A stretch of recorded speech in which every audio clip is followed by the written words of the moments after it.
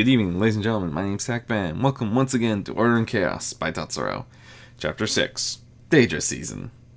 The Borderlands Forest was a region where the Shivering Isles interacted with the other realms.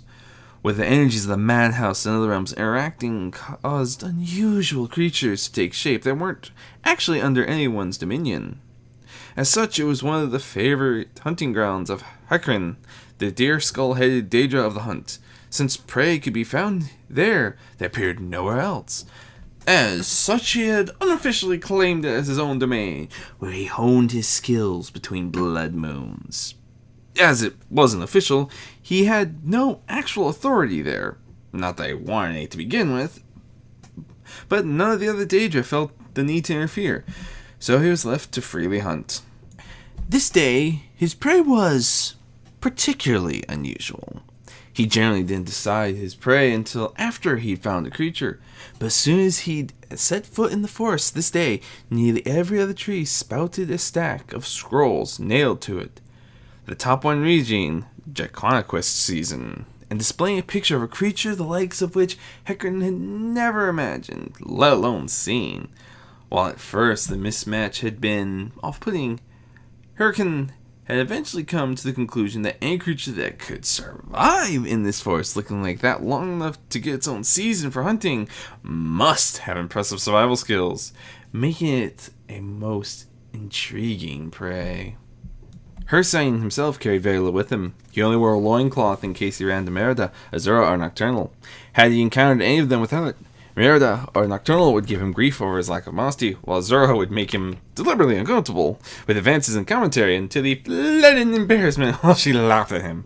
He carried only a bow, enchanted to generate its own arrows, leaving a spear behind to enjoy this hunt more. He even left his hounds behind, wanting to challenge himself solo against the creature, making it a truer hunt. He followed the trail of mismatched tracks across soft grass, the sides of trees, the undersides of low-hanging clouds, and across the surface of the water.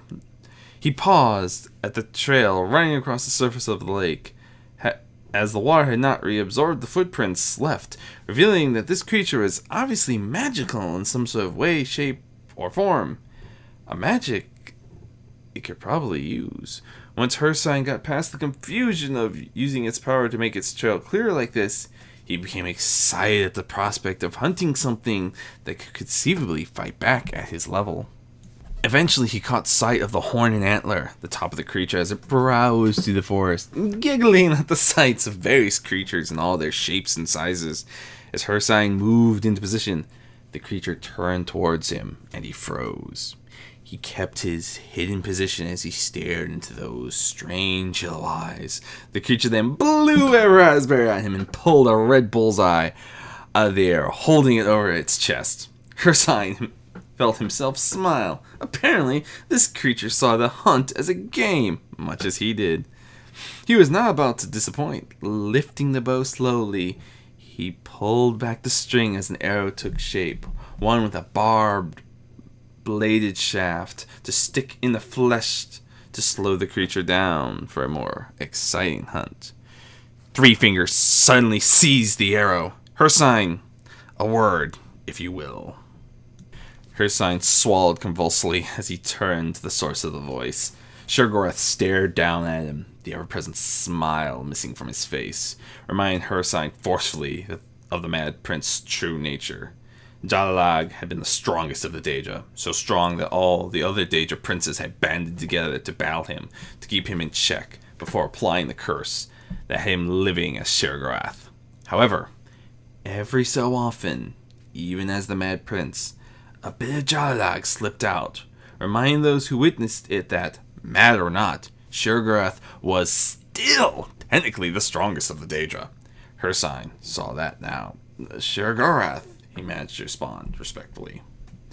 Now, I know that you're the Prince of the Hunt, Sheogorath spoke up reasonably, and I know my boy over there is plainly enjoying this game. He did set up all those flyers after all, and I didn't even know he knew how to write, which is why I haven't interfered before now. Hircine felt his bone face pale nearly to the point of crumbling to dust. His boy? He was hunting Sheogorath's son? It wasn't common for deidra of prince rank to create, or take in, children to become wards and heirs, but it happened on occasion through history, and the princes had always tended to be particularly protective of said wards during their formative years, as this one plainly was in. Hircine deeply regretted being a deidra prince at the moment, as he had no one to pray to as far as getting out of this alive. If you wish to engage my boy in the hunt game, by all means, do so, Sheogorath assured him. I'll even watch him place bets with Saragwin, or maybe Azura. However, I suggest you keep it a game, and not do anything that risked actually harming my boy. His white eyes glowed with an angry light. If you are so reckless as to allow that to happen, I would be most upset. He bared his teeth in an expression that was almost wolfish.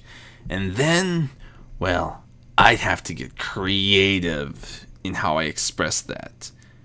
And you won't like me when I get creative.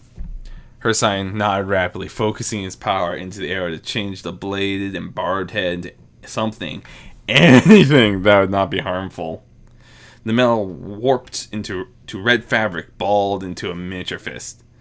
Sheogorath released the arrow, grinning from ear to ear. Oh, you can be creative too!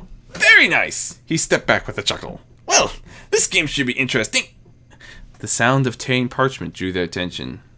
Every stack of scrolls pinned to the trees had dropped the top scroll, revealing the one beneath it, which now read, Deidra Season.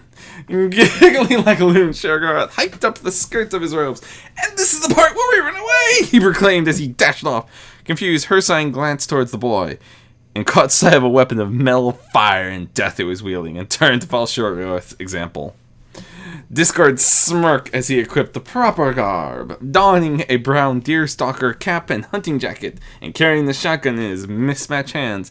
He stalked off after his father and the deer man with a cartoonishly long stride as he stuck to the ground.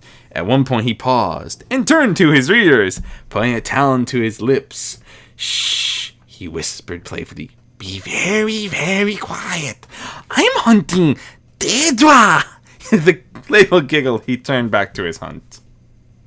Minor narrator note. I do apologize if I keep butchering these names. I'm trying my best to keep them consistent, but they're not always super easy to read. So, I do apologize. I think Hircine switched partway through because I said, am I pronouncing that right? And looked it up online. I do apologize for that. Again, I haven't dealt with a lot of the deidra from the Elder Scrolls series. I haven't played a lot of them. I have played them. I never got far. They tend to lose my interest quickly. Alright, folks. You have a good one. Have a safe trip, and I hope you guys stick around for the rest of the story. Bye-bye.